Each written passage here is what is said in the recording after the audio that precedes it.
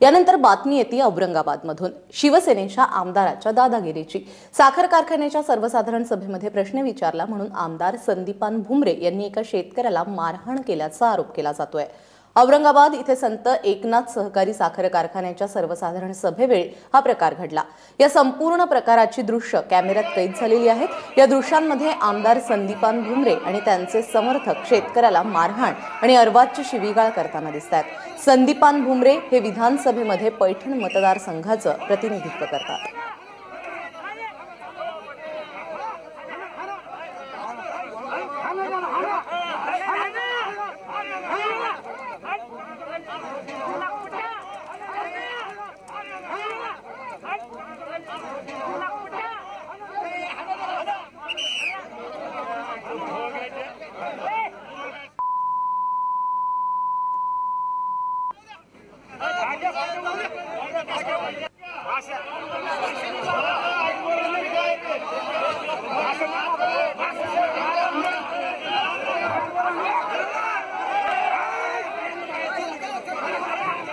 तर आपण जी दृश्य पाहतोय ती साखर कारखान्याच्या सर्वसाधारण सभेमध्ये जो प्रकार घडला ही दृश्य आहेत। आमदार संदीपान भुमरे यांनी एका शेतकऱ्याला मारहाण केल्याचा आरोप त्यांच्यावर केला जातोय। औरंगाबाद इथे संत एकनाथ सहकारी साखर कारखान्याच्या सर्वसाधारण सभेच्या वेळी हा प्रकार घडलेला आहे। या दृश्यांमध्ये आमदार संदीपान भुमरे आणि त्यांचे समर्थक शेतकऱ्याला मारहाण आणि अर्वाच्य शिवीगाळ करतानाही दिसतात। स्वतः आमदार संदीपान भुमरे आपल्याबरोबर आहेत। तर संदीपानजी, नेमकं काय घडलं होतं त्यावेळेला की तुम्हाला शेतकऱ्यावरती हात उचलावा लागला? मॅडम, शेतकऱ्यावर हात कोणी उचलला नाही, कारण मीटिंग शांततेत चालू होती, वार्षिक मीटिंग चालू होती आणि मीटिंग चालू असताना हे जयाजी सूर्यवंशी ते ना मुंडे साहेब आणि तालुक्याचे आमदार यांना खालच्या पातळीवर जाऊन बोलला। आता माझं म्हणणं होतं मुंडे साहेब आज हयात नाही, मुंडे साहेबाचं नाव घ्यायचं नाही काय, मुंडे साहेबाविषयी थोडं अर्वाच्य भाषा वापरली काय, माझ्याविषयी वापरली, मग संतप्त झाले सगळे शेतकरी आणि हा प्रकार घडला काय। हो, पण तिथे तुम्ही उपस्थित असताना कायदा कसा हातात घेऊ दिला? तुम्ही तक्रार दाखल करायची होती। मग कायदा नाही हातात घेतला, तिथं वार्षिक मीटिंग होती, तिथे सगळे शेतकरी होते।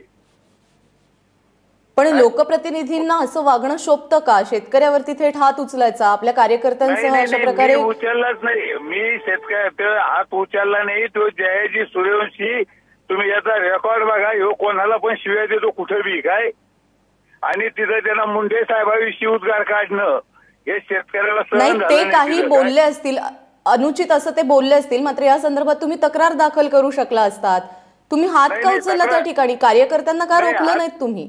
कार्यकर्त्याला रोखलं, मॉबच जास्त होता ना मॅडम, मॉब जास्त होता आणि काही बोलल्याच्या नंतर मॉब जास्त असल्यामुळे तो माझ्या सुद्धा। पण यामध्ये जर त्या शेतकऱ्याला काही झालं असतं, बरं वाईट काही घडलं असतं, तर त्याची जबाबदारी कोण उचलणार?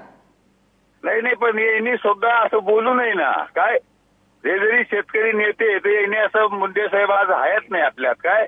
पण त्याला समजावू शकला असतात तुम्ही चांगल्या भाषेमध्ये। अशा पद्धतीने मारायचं एका माणसाला, एवढ्या मोठ्या लोकांनी मारायचं किंवा एक 4-5 कार्यकर्ते घेऊन त्याच्या अंगावर जायचं, हे शोभतं का लोकप्रतिनिधींना? तुम्ही चौकशी करा, चौकशीचा पोलीस बंदोबस्त होता, पोलिसाकडे व्हिडिओ कॅसेट आहे काय, मग पोलिसांना सांगायचं तुम्ही त्या ठिकाणी असं काही घडत असेल तर? सांगितलं ना पोलिसाला, आम्ही गेलो तिला सांगितलं पोलिसाला की यांना शिव्या दिल्या म्हणून अशा अर्वाच्य भाषेत काय सांगितलं आम्ही काय। पण तुम्हाला जे झालं ते योग्य वाटतं का? नाही, मग योग्य नाही ना, पण यांनी बोलणं बी योग्य नाही काय, झालं ते बी योग्य नाही, यांनी बोलणं बी योग्य नाही। यांनी असं एखाद्या थोर नेत्याविषयी, आज ते आपल्यात नाही, त्यांच्याविषयी बोलू नये असं काय। संदीपानजी, धन्यवाद, तुम्ही एबीपी माझाकडे प्रतिक्रिया दिलीत त्याबद्दल। त्यामुळे संदीपान भुमरे यांनी स्वतः कबूल केलेलं आहे की जे झालं ते उचित नाहीये, मात्र त्या शेतकऱ्यांनी जे काय गोपीनाथ मुंडेंबद्दलची भाषा वापरली ती देखील योग्य नव्हती असं त्यांचं म्हणणं आहे।